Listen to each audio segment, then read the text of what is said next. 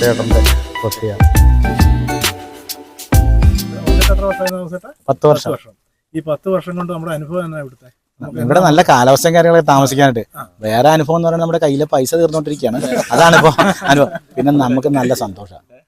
എനിക്കിപ്പോൾ വേറെ നോക്കാൻ 2 പിള്ളേരുടെ കാര്യം കഴിഞ്ഞ് നമ്മൾ പോകുമ്പോൾ ഇതൊക്കെ തീരും. അത്ര നാളും നമ്മൾ പോകുന്നിടത്തോളം കാലം പോവുക.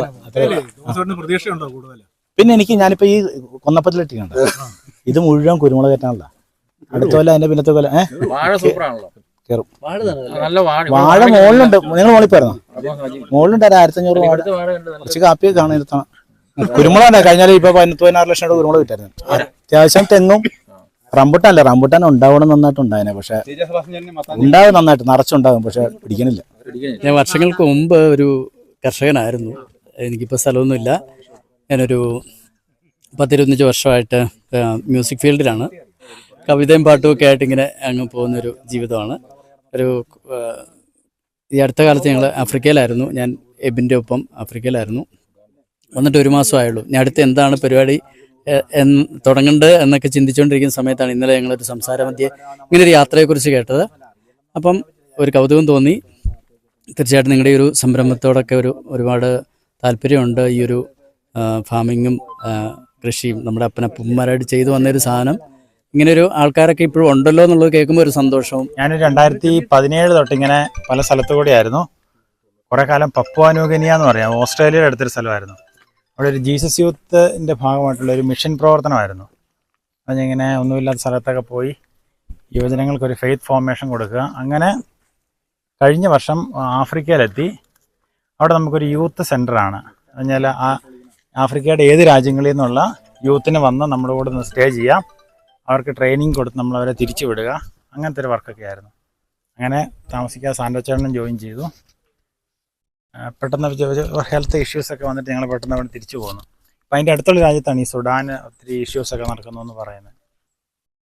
അപ്പം ഞാനിവിടെ നാട്ടിൽ വന്നിട്ട് ഇപ്പോൾ ഒരു 1.5 മാസം ആവുന്നേ ഉള്ളൂ. ഞാൻ ഈ സോഷ്യൽ മീഡിയ ഒന്നും അങ്ങനെ യൂസ് ചെയ്യാതിരുന്ന ഒരാളാണ്. ഇവിടെ വന്നു കഴിഞ്ഞപ്പോൾ ഞാൻ ഓർത്തുന്ന സോഷ്യൽ മീഡിയയിലൊന്ന് അങ്ങനെ ഫേസ്ബുക്കും ഇൻസ്റ്റയൊക്കെ ഒന്ന് ഇൻസ്റ്റാൾ ചെയ്ത് ചെയ്യാൻ തുടങ്ങി. അപ്പോൾ നമുക്കതൊരു വരുമാന മാർഗ്ഗമായി എന്നെ സംബന്ധിച്ചിടത്തോളം. പിന്നെ നമ്മൾ ചെയ്യുന്ന കുറേ കാര്യങ്ങൾ ചിലപ്പോൾ നിങ്ങളൊക്കെ ആരൊക്കെയായിട്ടത് കണ്ടിട്ട് കാണുമായിരിക്കും. അങ്ങനെ എന്നും 1-2 വീഡിയോസൊക്കെ ചെയ്യും. അപ്പോൾ ഞാൻ ഇന്നും 2-3 വീഡിയോ ഒക്കെ എടുത്തിട്ടുണ്ട്. സമയം പോലെ വീട്ടിൽ പോയിട്ടത് ചെയ്യും. ഒത്തിരി അങ്ങനെ എഡിറ്റിങ് അങ്ങനെയൊന്നുമല്ല, നമ്മൾ കുറച്ച് സമയം ഒരു 10 മിനിറ്റൊക്കെ എടുത്ത് ഞാനങ്ങ് ചെയ്യും. ഒത്തിരി ആൾക്കാർ കാണും. അങ്ങനെ കുറേ എന്നാ പറയട്ടെ ക്ലാസ് എടുക്കാനൊക്കെ വിളിക്കുന്നു. അങ്ങനെ ഒരു ഒത്തിരി തിരക്ക് പിടിച്ച ഒരു ലൈഫെന്ന് പറയാം. പെട്ടെന്ന് അങ്ങനെ പോയിക്കൊണ്ടിരിക്കുന്നു. എനിക്ക് ഒരു കുടുംബം, 2 പിള്ളേർ. 74 വയസ്സിൽ ഒരു സംരംഭം നടത്തുന്നത് എനിക്ക് തോന്നുന്നത് ഈ മലയോര മേഖലയിൽ ആദ്യത്തെ ഒരു മനുഷ്യനാണ്. ഞങ്ങളവിടെ പോയിട്ടുണ്ടായിരുന്നു. പക്ഷേ പുള്ളി ആ ഹോം സ്റ്റേ ഒക്കെ എത്ര മനോഹരമായിട്ടാണ് ചെയ്തിരിക്കുന്നത്. അതിൻ്റെ പുറകിലുള്ള ഇൻസ്പിറേഷൻ എന്താ? അതിന് വെച്ച് കഴിഞ്ഞാൽ വൈഫ് മരിച്ചു കഴിഞ്ഞപ്പോൾ ഞാൻ ഒറ്റയായി. മക്കൾ എല്ലാം പോയി. മോൻ കാനഡയ്ക്ക് പോയി. മോളെ കല്യാണം കഴിച്ചിട്ട് അവളും പോയി. അപ്പോൾ ഞാൻ നോക്കിയപ്പോൾ ഒറ്റയ്ക്ക് ഒരു ജീവിതമാണ്. അപ്പം വെറുതെ ഒരു 60 വർഷം പഴക്കമുള്ളൊരു വീടാണ്. അപ്പോൾ വെറുതെ നശിച്ചു പോകണ്ട. അപ്പം അത് മോഡിഫൈ ചെയ്തെടുത്തു. ഞാൻ അഡീഷണൽ വർക്കൊന്നും പൈസ കാണുന്ന എനിക്കധികം വേറെ പുറത്തുനിന്ന് ഒരു പൈസ മുടക്കില്ല. എൻ്റെ ഉള്ള വീട് തന്നെ മെയിൻ്റനൻസ് ചെയ്തെടുത്തോളൂ. പിന്നെ എൻ്റെ പേര് ജിൻസ്. ഞാൻ മലാങ്കടവിൽ പിന്നെ നമ്മുടെ കുരിശുമൂട്ടിൽ ജോയിച്ചേട്ടൻ്റെ അടുത്ത വീടാണ്. പിന്നെ ഇന്ന് ഒരു വ്യത്യസ്തമായ അനുഭവമായിരുന്നു. നമുക്ക് ഈ മറ്റ് രീതിയിൽ നടന്നപ്പോൾ വ്യത്യസ്തമായിട്ട് നമുക്ക് ഈ ഇങ്ങനെയുള്ള സ്ഥലത്ത് കാണാൻ പറ്റി, എല്ലാവരുമായിട്ട് ഒന്ന് കാണാൻ പറ്റി. ഒത്തിരി അനുഭവം കൊണ്ട് നമുക്ക് പുതിയ പുതിയ അറിവുകൾ ഉണ്ടാകാൻ പറ്റി. എന്നുവെച്ചാൽ കാർഷിക മേഖല പിന്നെ തകർന്നു പോകുന്നതാണേലും വ്യത്യസ്തമായ പല മാർഗത്തിലൂടെ അതിനെ നമുക്ക് വളർത്തിക്കൊണ്ട് വരാൻ പറ്റും എന്നൊരു ഐഡിയ ചെറുപ്പക്കാർക്കും എല്ലാവർക്കും വരുന്നുണ്ട്. അതൊരു നല്ല ഒരു അനുഭവമാണ്. അതുപോലെ നമുക്കും കൃഷിയാണ്. കൃഷി എല്ലാം ഡാമേജായി പോയിക്കൊണ്ടിരിക്കുകയാണ്. വരുമാനങ്ങളെല്ലാം തീർന്നുകൊണ്ടിരിക്കുകയാണ് ചില കാലാവസ്ഥ വ്യതിയാനങ്ങളും. അപ്പം നമുക്ക് വേറൊരു മാർഗത്തിലൂടെ വരുമാനം തിരിച്ചു പിടിക്കാം, അതിനുള്ള മാർഗം കണ്ടെത്താം എന്നുള്ളൊരു ബോധ്യം നമുക്കുണ്ടാവുകയാണ് ഇതുവഴി. അങ്ങനെ ഈ പ്രോഗ്രാമിൽ പങ്കെടുക്കാൻ സാധിച്ചത് വളരെ അനുഗ്രഹമായിട്ട് കാണുകയാണ്. ഓക്കെ.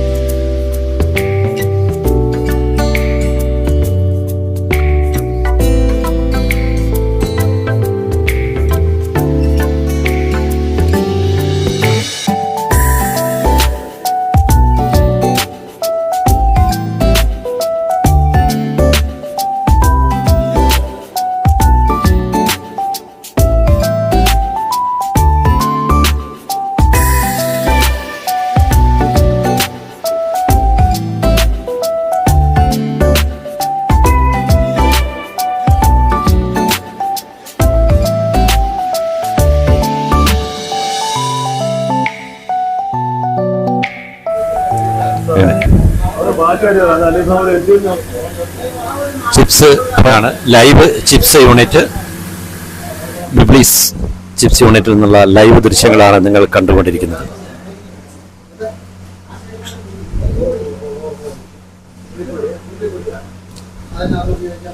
ഗ്രാമ ഫാം ടൂറിസത്തിൻ്റെതായിട്ട് സ്വയം നിർമ്മിത യൂണിറ്റുകൾ എത്തിച്ചിട്ടുണ്ട്. കാസർഗോഡ് ജില്ലയിലെ കറ്റാങ്കവലയ്ക്ക് അതിരുമാവ് എന്ന സ്ഥലത്താണ് ബിബ്ലീസ് ചിപ്സ്.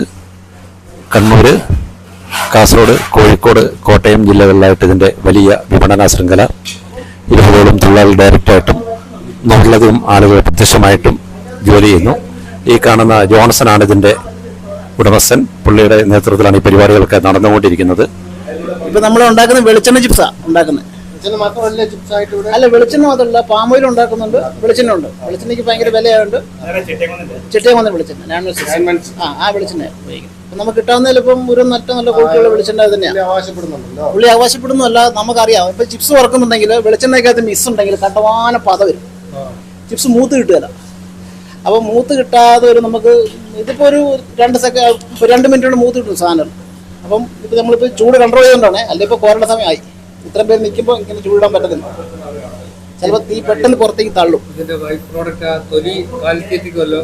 ഇല്ല, അത് ഫാമുകാർ കൊണ്ടുപോകും. ഫാമുകാർ കൊണ്ടുപോകും.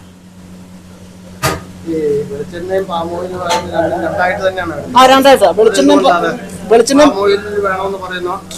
പാം ഓയിൽ വേണമെന്ന് പറഞ്ഞ കസ്റ്റമേഴ്സ് ഉണ്ട്. അപ്പൊ വെളിച്ചെണ്ണയും പാം ഓയിലും കൂടെ ഒരിക്കലും മിക്സ് ആകത്തില്ല, എണ്ണ ഒരിക്കലും മിക്സ് ആകത്തില്ല. രണ്ടും രണ്ടായിട്ടാ ഉള്ളൂ. പരമാവധി ഞങ്ങളൊരു 800 കിലോ പച്ചക്കായ അരിയും, 800 കിലോ പച്ചക്കായ വരെ ഒരു ദിവസം അരിയും. ചെറിയ പാക്കിംഗ് ഉണ്ടോ? പാക്കറ്റ് എല്ലാം 1/2 കിലോ ഉണ്ട്, 250 ഗ്രാം ഉണ്ട്, 200 ഗ്രാം ഉണ്ട്, എല്ലാ പാക്കറ്റും. കളർ കിട്ടാൻ വേണ്ടി മഞ്ഞൾപ്പൊടി ചേർക്കും. മഞ്ഞൾപ്പൊടി കളറല്ല, കൃത്രിമ കളറല്ല, മഞ്ഞൾ പൊടിച്ച പൊടിയാണ്. ഞാൻ സാറിന് മഞ്ഞളിന്റെ പൊടി പോലും ഞാൻ മേടിക്കുന്നില്ല. ഞാൻ മഞ്ഞൾ തന്നെ മേടിച്ച് പൊടിപ്പിച്ചിട്ട് നമ്മുടെ റിസ്ക് തന്നെ ചെയ്യുന്നു. അത്ര ഗ്യാരണ്ടിയോടെ കൊടുക്കും. ഫുഡ് ആൻഡ് സേഫ്റ്റി ഒക്കെ വന്നാൽ നമുക്ക് ധൈര്യമായിട്ട് എടുത്ത് കൊടുക്കാം. ഏത് കടയിൽ നിന്ന് ഞാൻ ധൈര്യമായിട്ട് കൊടുത്തു, അങ്ങനെയല്ലല്ലോ.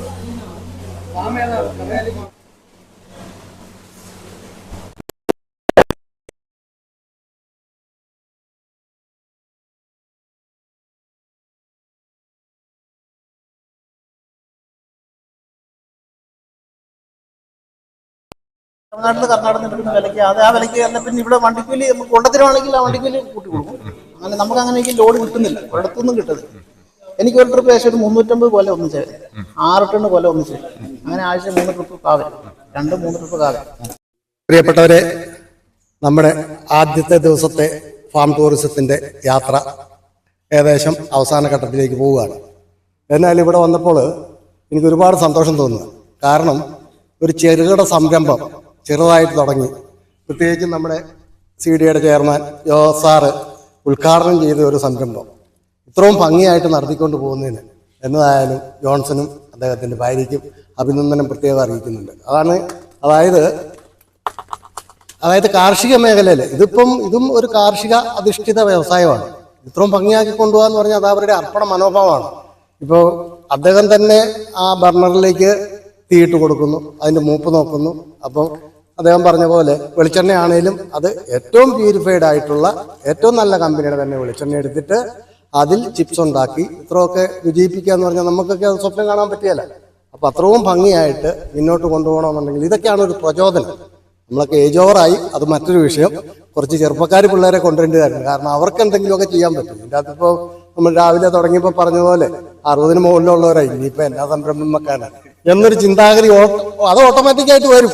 കാരണം അത് നമ്മുടെ ബ്രെയിനിൻ്റെ കുഴപ്പമാണ്. അപ്പോൾ അതുകൊണ്ട് ഈ ഒരു സംരംഭം നമ്മൾ 10 പേർക്കെങ്കിലും ഒരു മെസ്സേജ് കൊടുക്കുക. കാരണം കേരളത്തിൽ ഒന്നും സാധിക്കില്ല, ഒന്നും നടക്കുകയില്ല എന്ന് പറഞ്ഞ് എഴുതി തള്ളാതെ ഇതൊരു നല്ലൊരു പ്രചോദനമാകട്ടെ എന്ന് മാത്രം ആശംസിച്ചുകൊണ്ട് ഇനിയും ഇത് കുറച്ചുകൂടെ ഡെവലപ്പ് ചെയ്തിട്ട് കുറച്ച് ഐറ്റങ്ങളും കൂടെ ഇതിൻ്റെ അകത്ത് വേണേൽ കൂട്ടാം. നിങ്ങളെയൊക്കെ സംബന്ധിച്ചിടത്തോളം ഇവിടെ ജോലിക്കാർക്ക് വലിയ ക്ഷാമമില്ല. ഇപ്പോൾ ടൗൺ അല്ലാതെ ഉള്ളിലേക്കായതുകൊണ്ട് അപ്പം ഇങ്ങോട്ട് വന്നപ്പം ഞങ്ങൾ പറയുകയാണ് ഇവിടേക്കാണെന്നുണ്ടെങ്കിൽ കൂലിക്കാരെ കിട്ടാൻ ബുദ്ധിമുട്ട് വരികയാണ്. അപ്പോൾ അങ്ങനെയും ചില വിഷയങ്ങളുണ്ട്. പിന്നെ ട്രാൻസ്പോർട്ടേഷനുള്ള ഇപ്പോൾ ഒരു ലോഡ് ഇങ്ങോട്ട് വരുന്നു, ഒരു ലോഡ് തിരിച്ചങ്ങോട്ട് കയറുന്നു. അപ്പോൾ എക്സ്പോർട്ടിലേക്ക് വേണേലും കിടക്കാം. അതോടെ ചിന്തിക്കണം. കാരണം ചുട കിടക്കട്ടെ. തുടക്കം പോലെ ഓരോ വർഷവും കൂടി അപ്പം ഇതിനെ സംബന്ധിച്ച് ജോൺസണ് അദ്ദേഹത്തിന്റെ അനുഭവം നമുക്കൊന്ന് ഷെയർ ചെയ്യും. അപ്പൊ അതൊരു വലിയൊരു അനുഭവമായിരിക്കും നമുക്കൊക്കെ. ജോൺസണ് മൈക്ക് കൈമാറും. ഞാനൊരു കാര്യം എടുത്തയാടി ഒറ്റയടിക്ക് ചെയ്തു തീർക്കുന്ന ഒരാളല്ല. ഞാൻ ഘട്ടം ഘട്ടമായിട്ടാണ് ചെയ്ത് പഠിച്ചതും ഓരോ പടി ചെയ്ത് പഠിച്ചതും അങ്ങനെ തന്നെയാണ്. അപ്പം ഞാൻ ഓരോ വർഷവും എൻ്റെ ചിപ്സ് യൂണിറ്റിൽ ഓരോരോ മാറ്റങ്ങൾ കൊണ്ടുവരുന്നുണ്ട്. ഓരോ ഏരിയ കൂട്ടി പിടിക്കുന്നുണ്ട്. നമ്മൾ ഏരിയ കൂട്ടി കുറേ ഓർഡർ പിടിക്കുന്നതിൽ ഒരു കഥയില്ല. നമ്മൾ കൊടുത്തു തീർക്കാൻ പറ്റില്ല. പണിക്കാരെങ്കിലും രണ്ടുപേരും ലീവായിട്ടുണ്ടെങ്കിൽ വലിയ ബുദ്ധിമുട്ട് വരും. പിന്നെ ഇതിൽ എക്സ്പെർട്ടുള്ള പണിക്കാരെ കിട്ടിയ കാര്യമല്ല, എക്സ്പെർട്ടുള്ള പണിക്കാർ വേണം. അവർ അർപ്പണ മനോഭാവമുള്ള പണിക്കാർ വേണം. നമ്മൾ ആത്മാർത്ഥം ഉണ്ടാകണം. അങ്ങനെയുള്ള കുറേ ബുദ്ധിമുട്ടുകളൊക്കെ ഇതിൻ്റെ അകത്തുണ്ട്. അപ്പോൾ അതുകൊണ്ടാണ് നമ്മൾ വലിയ ഒരു ഏരിയ വലിയ സൂപ്പർ മാർക്കറ്റുകളിലൊന്നും ചെയ്യാത്തതിൻ്റെ ഒരു കാര്യം. എല്ലാവരും ചെയ്യുന്നുണ്ട്. അടുത്ത വർഷത്തേക്ക് അതൊക്കെ ഞങ്ങൾ ആഗ്രഹിക്കുന്നുണ്ട്. ഓരോ വർഷവും ഞങ്ങൾ മാറ്റം വരുന്നുണ്ട്. അതിൽ തൈലം 55 ഇതിലെ പോകുന്ന വ്യക്തിയാണ് പുള്ളിക്കാരെ ഇവിടെ വരുന്ന ഓരോ മാറ്റങ്ങളൊക്കെ. അപ്പോൾ ഞങ്ങൾ ഓരോ വർഷവും ഈ 5-8 വർഷം കൊണ്ട് ഓരോ വർഷം മാറ്റം വരുത്തിക്കൊണ്ടിരിക്കുകയാണ്. ഇപ്പോൾ കണ്ണൂർ കാസർഗോഡ് ജില്ലയുടെ ഏകദേശം പകുതി ഭാഗങ്ങൾ തന്നെയുണ്ട്. പിന്നെ കുറേ ഫാം റിസോർട്ടുകാർ ചിപ്സ് കൊണ്ടുപോകുന്നുണ്ട്. പിന്നെ ഈ ഹോൾസെയിൽ വണ്ടിക്കാർ നമ്മുടെ ചിപ്സ് എടുത്തിട്ട് അവർ കാസർഗോഡ് ഏരിയ എല്ലാം കൊണ്ടുപോകും. നമുക്ക് കൊടുക്കാൻ പറ്റാത്ത സ്ഥലത്ത് അവർ കൊടുക്കുന്നുണ്ട്. അപ്പം നമുക്ക് എല്ലായിടത്തും കൊടുത്ത് എത്തിക്കാൻ പറ്റില്ല.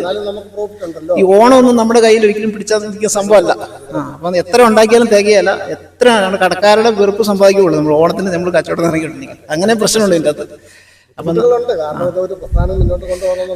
ചെയ്യുന്നത് എത്ര എന്ത് വിലയാണേലും ഒരേ ക്വാളിറ്റി. ഇപ്പം വെളിച്ചെണ്ണ എനിക്ക് 6500 രൂപയ്ക്ക് ഒരിക്കാൻ വെളിച്ചെണ്ണ കിട്ടിയപ്പോഴും ഞാൻ അത് തന്നെ വെളിച്ചെണ്ണ തന്നെ എടുത്ത് ചെയ്ത്. അതുകൊണ്ട് എനിക്ക് ഇന്നും മാർക്കറ്റ് ഉണ്ട് വെളിച്ചെണ്ണ ചിപ്സിന്. അപ്പൊ അതുകൊണ്ട് ഓരോ തട്ടിലും ഓരോ ഇത് കൊടുത്തോണ്ട് ഇപ്പൊ നിലവില് നമ്മൾ ഉദ്ദേശിച്ചത് എന്തെങ്കിലും ഒരു പ്ലാന്റ് നടുക. അപ്പൊ നമ്മൾ ഈ ആൾക്കാർ ഇവിടെ വന്ന് നിൽക്കുമ്പോഴത്തേക്കും അതുകൂടെ നമുക്ക് വിൽക്കാൻ പറ്റും. ചിലപ്പോൾ ഞാൻ ഈ വർഷം തന്നെ ഗ്രാഫ്റ്റ് ചെയ്ത് പിടിപ്പിച്ചിട്ട് കന്യമാ എന്ന് പറയുന്ന ഗ്രാഫ്റ്റ് ആകുമ്പോഴത്തേക്ക് അധികം ഹൈറ്റ് വരും. ബ്രൂൺ ചെയ്ത് നിർത്തി കഴിഞ്ഞാൽ നമുക്ക് ഹൈറ്റ് വെക്കാതെ നിൽക്കാനും പറ്റും. അല്ലെങ്കിൽ ഓറഞ്ച്, അങ്ങനെയല്ല ഓറഞ്ച് അല്ല നാരകം, ഈ രണ്ടും മാത്രമേ ഇവിടെ പറ്റുള്ളൂ. കാരണം കുരങ്ങന്റെ ശല്യം ഇങ്ങനെ വന്നു നിൽക്കുന്നതുകൊണ്ട്. അപ്പൊ അങ്ങനെ ഇതൊക്കെയാണ് ലക്ഷ്യം. നാരകം സാധ്യതയുണ്ട്. പക്ഷെ നമുക്ക് ഞാൻ ഉദ്ദേശിക്കുന്നതെന്ന് അറിയാമോ, ഈ ഇപ്പൊ ആൾക്കാർ ഇവിടെ ഇപ്പൊ ഒരു ഉദാഹരണം പറഞ്ഞു കഴിഞ്ഞാൽ ഇവിടെ ഇപ്പൊ ഈ കാടുള്ളതുകൊണ്ടാണ്. ഇപ്പൊ ഇത് കഴിയുമ്പോൾ അത് പറിച്ചു കളയും. ഈ അല്ലെങ്കിലില്ലേ ഒരു 100 വണ്ടിക്കാരുമായി ഒരു 10 വണ്ടിക്കാർ ഇവിടെ ഫോട്ടോ എടുത്തുള്ളൂ. ഈ കുറച്ച് മുമ്പ് ഇവിടെ ഉണ്ടായിരുന്നു വണ്ടിക്കാർ. ഇത് കട്ട് ചെയ്യാം. ഇത് ഇവിടെ കട്ട് ചെയ്തിട്ട് ഈ ടെന്റിന്റെ കൂടെ തന്നെ നമുക്ക് ഈ താഴോട്ടും സ്റ്റെപ്പ് ആകുന്നുണ്ട്. അപ്പൊ ആൾക്കാർക്ക് പിന്നെ ഈ ഒരു ടെന്റ് വയ്ക്കുമ്പോൾ 2 ടെന്റായി. അത് മീൻസ് അതിന്റെ താഴെയും വെക്കാൻ പറ്റും, അതിന്റെ മുകളിലും വെക്കാൻ പറ്റും. അത് നമ്മൾ ഉദ്ദേശിക്കുന്നത് വേറെ എന്ന് പറഞ്ഞാൽ ഭയങ്കര ഇൻവെസ്റ്റ്മെന്റ് അല്ല. ശരിക്കും മറ്റേ ആൾക്കാർക്ക് ഒരു ചിന്ത കൊടുക്കുക എന്ന് മാത്രമേ ഉള്ളൂ. പറഞ്ഞാൽ ഇങ്ങനെ ഇരുന്ന് ഭക്ഷണം കഴിക്കാം. അത് ഈ മഴക്കാലത്തൊക്കെ ഒരു പ്രത്യേകത എന്ന് പറഞ്ഞാൽ ഒരേ സമയം വ്യത്യസ്തമായിട്ടുള്ള സീനറി എന്ന് പറഞ്ഞാൽ കോടയും കാര്യങ്ങളൊക്കെ വരുമ്പോഴത്തേക്ക് ചെറിയ താഴോട്ട് ഹോം സ്റ്റേ എന്നുള്ള രീതിയിൽ ഇതിന്റെ താഴോട്ട് വെള്ളമുണ്ട്, പിന്നെ ചെറിയൊരു വെള്ളച്ചാട്ടം ഉണ്ട്. അപ്പൊ ഇത് ലിങ്ക് ചെയ്ത് പോവുകയാണെങ്കിൽ ഇപ്പൊ ഞാൻ തന്നെയല്ലേ ഈ പിള്ളേർ കണ്ടുപിടിച്ചപ്പോൾ ആ വെള്ളച്ചാട്ടം കണ്ടത്. പക്ഷെ അവിടെ പോയപ്പോഴത്തേക്കും നമുക്കൊരു എനർജി എന്നറിയാം, ഒരു പ്രത്യേക രീതിയിൽ ആ വെള്ളച്ചാട്ടം. അപ്പൊ അങ്ങനെ സാധ്യതയുണ്ട്. ലാഭത്തിലേക്ക് വരിക എന്ന് പറയുന്നത് ഒരു ഈസിയായ കാര്യമല്ല. അതൊരു പ്യൂർ ബിസിനസ് ആയിട്ട് മാറണം. അങ്ങനെ ഒരു ബിസിനസ്സിലേക്ക് ഇതുവരെ ചിന്തിച്ചില്ല. ഭാവിയിൽ അങ്ങനെ ഒരു സമയം ഉണ്ടെങ്കിൽ ചിലപ്പോൾ ചിന്തിക്കുമായിരിക്കാം. അറ്റ് പ്രസന്റ് അങ്ങനെ ഒരു ബിസിനസ് ആയിട്ട് ചിന്തിക്കുന്നില്ല. നമ്മുടെ സുഹൃത്തുക്കൾ വന്നാൽ ഒന്ന് കൂടാൻ സ്ഥലം, അത്യാവശ്യം ആരെങ്കിലും ചോദിച്ചാൽ അവർക്കൊരു ഹോം സ്റ്റേ അറേഞ്ച് ചെയ്യുന്നു. അങ്ങനെ ഒരു ഫാം ഹൗസ് എന്നുള്ളൊരു കോൺസെപ്റ്റിലാണ് ഇത് ചെയ്തിരിക്കുന്നത്. അതുകൊണ്ട് തന്നെ എന്റെ പേര് റിവർ വാലി ഫാം എന്നാണ്. Okay, thank you. ഞാൻ ശിഷ്യനെ കൈമാറുന്നു. സാർ ഒത്തിരി യാത്രകളെല്ലാം ചെയ്യുന്ന ആളാന്ന് ഞാൻ കേട്ടിട്ടുണ്ട്, ഓഫ് സീസണിലെല്ലാം. സാറിന് അതും ഈ ബിൽഡിംഗ് കൺസെപ്റ്റ് ഐഡിയാസ് എല്ലാം യാത്രകളുമായിട്ട് ഈ ബിൽഡിങ്ങിന് ബന്ധമുണ്ടെന്ന് വെച്ചാൽ ഓരോ സ്ഥലത്ത് പോകുമ്പോൾ ഞാൻ കൊണ്ടുവരുന്ന മോണോന് പ്രധാന ആ സ്ഥലത്തെ കല്ലുകളാണ്. നിങ്ങൾ അവിടെ ഇരിക്കുന്ന കല്ലുകളൊക്കെ ഓരോ നാട്ടിൽ നിന്ന് കൊണ്ടുവന്നു. അതിപ്പോ ഹിമാചലിന്റെ ഭാഗമുണ്ട്, ആസാമിൽ നിന്നുണ്ട്, അങ്ങനെ ഈ ഇന്ത്യയുടെ പല ഭാഗത്തുനിന്നുള്ള കല്ലുകളും മണ്ണുകളും ഒക്കെ അതിന്റെ ഓരോരോ സ്ഥലത്ത് ഇരിപ്പുണ്ട്. അത് അങ്ങനെ ലേബൽ ചെയ്തിട്ടില്ലെങ്കിലും അവിടെ ഇരിക്കുന്ന കല്ലുകളും സാധനങ്ങളും ഒക്കെ അപ്പൊ അത് എക്സിബിറ്റ് ചെയ്യാനൊക്കെ ഒരു സ്ഥലമാണ്. പിന്നെ ഞാൻ പോകുന്ന വഴിക്ക് ചെടികൾ കിട്ടുന്നത് കൊണ്ടുവരാന്നുണ്ട്. അപ്പൊ അത് നട്ടുപിടിപ്പിക്കാനായിട്ടൊരു പ്രിമൈസ് അങ്ങനെ പോയ വഴിക്ക് ഒരു വേര് കിട്ടിയിട്ട് ആ വേരിനെ ഡെവലപ്പ് ചെയ്തെടുത്താണ്. നമ്മുടെ നാട്ടിൽ ഇവിടെ കാണുന്നൊക്കെ ഇവിടെ കാണുന്ന ഈ പറമ്പിൽ നിന്ന് കിട്ടിയ വേരുകളൊക്കെയാണ് അവിടെ കാണുന്ന ടീപ്പോയൊക്കെ തന്നെ. അവിടെ കിട്ടിയ വേരിനെ ഇതിനൊക്കെ ഇഷ്ടപ്പെടുന്നു അങ്ങനെ പറയാനേ പറ്റുള്ളൂ. ഒരു മാക്സിമം ഒരു അഡ്ജസ്റ്റ് ചെയ്യാൻ ഒരു 15 പേർക്കൊക്കെ 3 കൂടെ ചെയ്യാൻ പറ്റുമായിരിക്കും. ഫുഡ് ഉണ്ടാക്കാനുള്ള പ്രൊവിഷൻ ഉണ്ട്, 2 ബിൽഡിങ്ങിലും ഉണ്ടാക്കാനുള്ള പ്രൊവിഷൻ ഉണ്ട്. അല്ലെങ്കിൽ ഇവിടെ ജസ്റ്റ് പറഞ്ഞു കഴിഞ്ഞാൽ ഹോട്ടലുകളിൽ അവർ പ്രൊവൈഡ് ചെയ്യും, ഫുഡ് അന്നേരം തന്നെ പ്രൊവൈഡ് ചെയ്യും. അതുകൊണ്ട് ഫുഡ് ഒരു വിഷമം അവിടെ വന്നവർക്ക് ഇല്ല. ഈ 2 ദിനം തന്നെയാണെങ്കിൽ എത്രയാവും? അത് സാധാരണ അതിന് 3000-4500 രൂപ. ഇതിന് നമ്മളൊരു 1500 രൂപ മനസ്സിൽ കാണുന്നത്, ബാക്കി 2 കൂടെ അതിനെ ഡിവൈഡ് ചെയ്യുന്നുള്ളതേ ഉള്ളൂ. പിന്നെ ഇതിപ്പോ കൂടുതൽ ദിവസം എടുക്കുന്നവരുണ്ട്. അപ്പൊ അവരോട് നമ്മൾ അങ്ങനെ നമ്മൾ അങ്ങനെ പ്യൂർലി ഒരു റെന്റഡ് ബിസിനസ് ആയിട്ടില്ല ഇത്. കവുങ്ങ് ഇത് മോഹിത് നഗർ ഉണ്ട്, പിന്നെ ഇന്റർമംഗള കുറച്ച് ചെയ്തിട്ടുണ്ട്. ഇത് മോഹിത് നഗറാണ്. ഓട്ടോമാറ്റ് ചെയ്തേക്കുന്ന ടൈമർ വെച്ചിട്ടുണ്ട്. 2 മോട്ടർ ഉണ്ട്, അവിടെ ഇവിടെ മോട്ടർ ഉണ്ട്. അത് ചെടിക്കാണ്. ഇതിനകത്ത് വരുന്നത് നനയ്ക്കാൻ വേണ്ടിയിട്ടുള്ളതാണ്.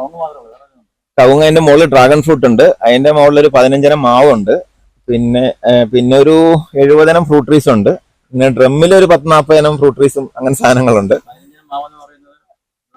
ഗ്രാഫ്റ്റ് മാവുകൾ, ഗ്രാഫ്റ്റ് മൂവാണ്ടൻ മുതലുണ്ട്, ഗ്രാഫ്റ്റ് മൂവാണ്ട് ഇല്ല. ഇതെല്ലാം ഒരു 2.5 വർഷത്തെ അധ്വാനം മാക്സിമം ആയിട്ടുള്ളൂ. വ്യാപാരമാക്കാൻ പറ്റുമെന്ന് ഞാൻ പ്രതീക്ഷിക്കുന്നുണ്ട്. കാരണം ഈ ലാൻഡ് സ്ട്രക്ചർ നമുക്ക് പണിയാൻ എളുപ്പമാണ്. ഇതിപ്പോ 2-3 ചെറിയ മെഷീനറി, കളിക്കുന്ന ട്രില്ലർ ഉണ്ട്, പിന്നെ കാട് വെട്ടുന്ന മെഷീനൊക്കെ ഉപയോഗിച്ച് ഇവിടെ പണിയാം. ഇങ്ങനത്തെ സ്ഥലങ്ങളിലാണ് കുറച്ചും കൂടെ സാധ്യത കൂടുതലുണ്ട്. അല്ലാതെ നമ്മുടെ സാധാരണ ഹില്ലി റീജിയൻ ആണെങ്കിൽ സക്സസ്ഫുൾ ആവാൻ സാധ്യതയില്ല കൃഷി ഇനി. കാരണം ഇത് അഗ്രികൾച്ചർ ടെറൈൻ അല്ല സത്യത്തിൽ. എത്ര ആവർത്തിക്കാന്ന് ഉദ്ദേശിച്ചത് എന്നുള്ള ആ കോൺസെപ്റ്റിന് എന്തെങ്കിലും മാറ്റം വരുന്നുണ്ടോ? മാറ്റം വരും. കുറച്ച് ബുദ്ധിയും കൂടെ ചേരുന്നതല്ല, ബുദ്ധിയും കൂടെ ചേർന്ന് കഴിയുമ്പോൾ ആ മൈറ്റിന് കുറച്ചുകൂടെ അത് മാറ്റം വരുമെന്ന് പ്രതീക്ഷിക്കുന്നുണ്ട്. അത് പുതിയ യൂത്തിന്റെ കോൺസെപ്റ്റ്. നമ്മുടെ എന്റെ ഏജും എന്റെ മുകളിലുള്ള ഏജുമായിട്ട് ഭയങ്കര മാറ്റമുണ്ട്. അവർ ഇത്തരം കാര്യങ്ങളിൽ താല്പര്യമല്ല. അതായത് അധികാരങ്ങൾ മേടിക്കുന്നതിൽ, മതപരമായ സങ്കുചിതത്തിലൊന്നും പുതിയ ജനറേഷന് താല്പര്യം കുറഞ്ഞു വരിക. അപ്പൊ അതുകൊണ്ട് നമുക്കൊരു പ്രതീക്ഷയുണ്ട്. ഇപ്പൊ യൂറോപ്പ് എന്തുകൊണ്ടാണ് ഹ്യൂമാനിറ്റേറിയൻ ബാക്ക്ഗ്രൗണ്ട് ചിന്തിക്കുന്നത് ചോദിച്ചു കഴിഞ്ഞാൽ അവർ ആ ലെവലിൽ എത്തിയതുകൊണ്ടാണ്. നമ്മുടെ യൂത്തും അങ്ങനെ മാറുന്നുണ്ടെന്ന് വിചാരിക്കും. കാരണം അന്ധമായ മതവിശ്വാസങ്ങളെ മാറ്റി നിർത്തുന്നുണ്ട്. രാഷ്ട്രീയക്കാർക്ക് കൊടി പിടിക്കുന്ന അന്ധമായ പ്രവർത്തികളെ അവർ അനുകൂലിക്കുന്നില്ല. അത് ആ കാർഷിക സംസ്കാരം മാറുന്നതിന്റെ ഭാഗമല്ലേ? സ്വയം പര്യാപ്തത കുട്ടികളിൽ വരുന്നതുകൊണ്ട് മാത്രമല്ല അവർക്ക് മാറി ചിന്തിക്കാനുള്ള മാറേണ്ടതാണ്. കാർഷിക സംസ്കാരം നിർബന്ധമായി മാറ്റപ്പെടേണ്ടത് തന്നെയാണ്. കാരണം ഇപ്പൊ നമുക്ക് ഇവിടുന്ന് കർണാടക മുതൽ കയറി കഴിഞ്ഞാൽ ടെറൈൻ ഡൽഹി വരെ കിടക്കുന്ന പ്ലെയിൻ്റാണ്, ഡെക്കൺ പ്ലേറ്റുമാണ്. അതിന് മെക്കനൈസ് ചെയ്ത് കഴിഞ്ഞാൽ ലോകത്തിന് മൊത്തം കൊടുക്കാനുള്ള ഭക്ഷണം ഉണ്ടാക്കാൻ പറ്റും. നമ്മളിവിടെ വെറുതെ പറയുന്നതാണ് നമ്മൾ കൊണ്ട് ഭക്ഷണദാരിദ്ര്യം ഉണ്ടാകുമെന്ന്. അതൊന്നും ഉണ്ടാകാൻ പോകുന്നില്ല. ടെക്നോളജി വളരുന്നു, മെക്കനൈസേഷൻ വളരുന്നു. 1-2 പേർക്ക്, ഇപ്പൊ ഞാൻ ഓസ്ട്രേലിയയിൽ പോയിരുന്നു, 45,000 ഏക്കർ കൃഷി ചെയ്തത് 5 പേരാണ്. രാവിലെ അവരെ ട്രാക്ടർ ട്യൂൺ ചെയ്ത് വിടുകയാണ്, അത് ഡ്രില്ല് കളച്ചിട്ട് വരുന്നു, അടുത്ത മെഷീൻ പോയിട്ട് വിതച്ചിട്ട് വരുന്നു, അടുത്ത് കൊയ്തിട്ട് വരുന്നു. അധികം സംബന്ധിച്ചു. പക്ഷെ നമ്മുടെ കേരളത്തെ സംബന്ധിച്ചിടത്തോളം കേരളത്തിന് പ്രശ്നങ്ങളുണ്ട്. കേരളം പുതിയ സാധ്യതകളിലേക്ക് മാറേണ്ടതുണ്ട്.